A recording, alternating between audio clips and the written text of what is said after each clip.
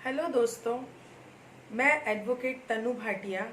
मेरे चैनल तनु लीगल में आपका स्वागत है। फ्रेंड्स, आज मैं आपसे चैप्टर 1 सेक्शन 2 ऑफ सीआरपीसी के बारे में बात करने वाली हूँ। बहुत बार सेक्शन 2 के बारे में एग्जाम्स में सवाल पूछे जाते हैं और हम लोग हमेशा कंफ्यूज होते हैं क्योंकि सेक्शन 2 को ए से लेके एक्स तक डिफाइन किया गया है और स्टूडेंट्स बहुत बार उन सब चीज़ों में कंफ्यूज हो जाते हैं कि सबसेक्शन एन में क्या था, सबसेक्शन एल में क्या था, क्योंकि वो इतना लेंदी हो जाता है कि उनको याद रखना डिफ़िकल्ट हो जाता है। तो दोस्तों, ये वीडियो बनाने का मकसद यही है कि एक सिंपल ट्रिक के ज़रिए जो मैं अपने कॉलेज टाइम पे यूज़ करती थी आपके साथ शेयर करूं, ताकि आप टिप्स पे सीआरपीसी सेक्शन 2 को याद रख सकें। सीआरपीसी का सेक्शन 2 ए से लेके एक्स 25 पार्ट्स में डिवाइड किया गया है, उसको डिफाइन किया गया है। अब आप बोलेंगे कि 25 कैसे, क्योंकि ए से एक्स तक तो 24 होते हैं। बट दोस्तों, 2008 में एक अमेंडमेंट हुआ जिसमें WA को उसमें ऐड किया गया सेक्शन 2 में, तो इसके लिए 25 पार्ट्स में इसको डिवाइड किया गया। दोस्तों, सभी सबसेक्शन इम्पॉर्टेंट नहीं है, कुछ सबसेक्शंस के बारे में पूछा जाता है, तो मैं उन्हीं सबसेक्शंस के बारे में शॉर्ट में बात करूंगी। ओनली इस वीडियो में मैं आपको ट्रिक बताऊंगी कि आप किस तरह से सबसेक्शंस को याद कर सकते हैं। और मेरा जो नेक्स्ट वीडियो रहेगा उसमें मैं आपको सबसेक्शंस को, जो जैसे कि अपना सबसेक्शन ए है, सबसेक्शन 2 सबसेक्शन ए बेलेबल है, तो उसके बारे में एक्सप्लेन करूंगी। लेकिन इस वीडियो में अब मैं आपको याद करने का ट्रिक बताती हूँ कि किस तरह से आप सबसेक्शंस को याद कर सकते हैं। और दोस्तों, याद रखिए, मैं सिर्फ जो मेन सबसेक्शंस बताए जाते हैं, जो एग्जाम्स में पूछे जाते हैं, उनके बारे में मैं आपको बता रही हूँ। तो स्टार्ट करते हैं। दोस्तों देखिए, अपने सबसेक्शन ए, अभी हम लोग बात कर रहे हैं यहाँ पे सीआरपीसी। सीआरपीसी मतलब क्रिमिनल प्रोसीजर कोड, राइट। तो क्रिमिनल, जब हम लोग क्रिमिनल की बात करते हैं तो क्या, क्राइम, क्रिमिनल मतलब क्राइम, और क्रिमिनल प्रोसीजर कोड मतलब उसमें प्रोसीजर बताया गया है क्राइम का, ठीक है, क्रिमिनल का। तो जब भी क्राइम की बात करते हैं तो दोस्तों सबसे पहले हमारे माइंड में क्या आता है, एक एग्जाम्पल देके मैं आपको बताती हूँ कि जब हम क्राइम के बारे में बात करते हैं, हम जब सुनते हैं कि किसी अपने रिलेटिव, दोस्त, नेबर के अगेंस्ट में FIR हुआ, कंप्लेंट लॉन्च हुआ, तो सबसे पहले हमारे माइंड में क्या आता है, हमारे माइंड में आता है कि अरे यार, अभी इसके अगेंस्ट में FIR हुआ तो क्या इसको बेल मिलेगा। तो सबसे पहले हमारे माइंड में क्या आया, बेल।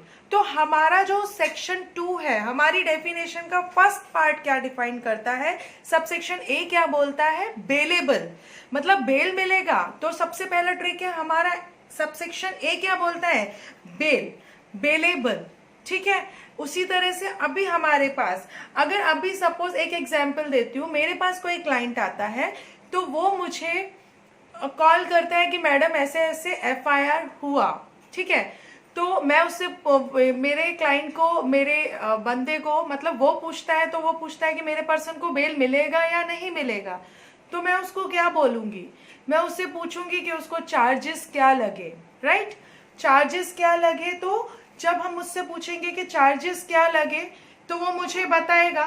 तो सेकंड पॉइंट क्या क्लियर हुआ, चार्ज, राइट। ए और बी इंपॉर्टेंट है, ए बेलेबल, बेल से बेलेबल, और बी बोलता है चार्जेस, राइट। अभी अपना आता है सी। अभी सी क्या दोस्तों, तो सबसेक्शन सी क्या बोलता है, सबसेक्शन सी बोलता है कॉग्निजेबल ऑफेंस। बेलेबल हुआ, चार्जेस हुआ, उसके बाद हमारे माइंड में क्या आएगा, ऑफेंस किस टाइप का हुआ है, कॉग्निजेबल या नॉन कॉग्निजेबल। तो सी कॉग्निजेबल, देन एल क्या बोलेगा, नॉन कॉग्निजेबल। दोनों एक दूसरे से लिंक करते हैं, कॉग्निजेबल या नॉन कॉग्निजेबल। जैसा मैंने आपको अभी थोड़ी देर पहले बोला था कि मैं इनके बारे में डिटेल में आपको बाद में बताऊंगी कि कॉग्निजेबल क्या है, नॉन कॉग्निजेबल क्या है। तो सी हमारा बोल रहा है कॉग्निजेबल ऑफेंस के बारे में, और एल क्या बोल रहा है, नॉन कॉग्निजेबल ऑफेंस। उसके बाद अपना आता है डी। डी क्या बोलता है? कंप्लेंट। अभी ऑब्वियस है, एफआईआर लॉन्च हुआ, कंप्लेंट इज वेरी इंपॉर्टेंट ना, तो कंप्लेंट आया, डी बोलता है कंप्लेंट के बारे में। फिर उसके बाद दोस्तों अगर हम देखेंगे ई और एफ, तो वो इंपॉर्टेंट नहीं है, क्योंकि ई और एफ में क्या बोला गया? High court. ई में बताया गया हाई कोर्ट और एफ में बताया गया इंडिया। तो दोस्तों वो तो आप वैसे भी एक बार रीड करेंगे तो आपको समझ में आ जाएगा, एग्जाम में उसके बारे में ज्यादा नहीं पूछा जाता है। अब हम बात करते हैं डायरेक्ट एफ की। तो एफ क्या बोलता है दोस्तों?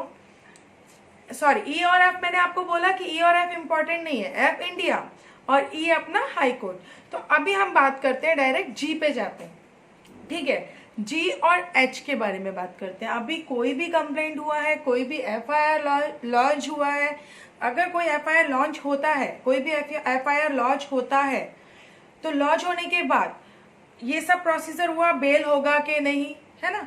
बेल, चार्जेस, ऑफेंस किस टाइप का है, कॉग्निजेबल, नॉन कॉग्निजेबल, देन अपना आया कंप्लेंट आ गया, है ना। तो अभी ई और एफ इतना इंपॉर्टेंट नहीं है, एग्जाम्स में उसके बारे में ज्यादा सवाल नहीं पूछे जाते हैं। तो अब हम डायरेक्ट बात करेंगे अपना जी के बारे में। जी क्या बोलता है? अभी कुछ भी क्राइम होता है तो क्या होगा? इंक्वायरी, इंक्वायरी बैठेगी। तो जी क्या बोलता है? इंक्वायरी, ठीक है। इंक्वायरी हुआ, फिर एच बोलेगा, एच भी इंटरलिंक करता है, कहीं ना कहीं दोनों एक दूसरे से लिंक करते हैं। एच क्या बोलता है? इन्वेस्टिगेशन। इंक्वायरी हुआ, इन्वेस्टिगेशन हुआ। अभी डायरेक्ट मैं बात करती हूँ पी के बारे में। पी क्या बोलता है? अपना प्लेस, क्योंकि कोई भी क्राइम बिना स्थान के नहीं होगा, बिना जगह के नहीं होगा, बिना प्लेस के नहीं होगा। तो पी डायरेक्ट क्या बोलता है? प्लेस, है ना। और उसी के सॉरी उसी के हिसाब से अपना ज्यूरिसडिक्शन तय होता है, ठीक है। तो पी और जे, लोकल ज्यूरिसडिक्शन, ज्यूरिसडिक्शन जे, पी प्लेस। तो पी और जे दोनों एक दूसरे से लिंक करते हैं। पहले आप पी याद कीजिए, पी से प्लेस, जे से ज्यूरिसडिक्शन। तो लोकल ज्यूरिसडिक्शन कहां से आया? पी और जे, ठीक है। तो अपना क्या क्या कवर हो रहा है? ए बेलेबल, बी अपना चार्जेस, सी और एल कनेक्ट हो गया, कॉग्निजेबल, नॉन कॉग्निजेबल। उसके बाद ई एफ इतना इंपॉर्टेंट नहीं है। हम डायरेक्ट बात करेंगे जी इंक्वायरी, एच इन्वेस्टिगेशन, फिर हम लोग बात करेंगे एल हमारा कवर हो चुका है, फिर हम बात करेंगे आई, उसके बाद हम बात करते हैं डायरेक्ट पी की, ठीक है। पी और पी के साथ साथ अपना जे, ये सब हमारे कवर हो गए।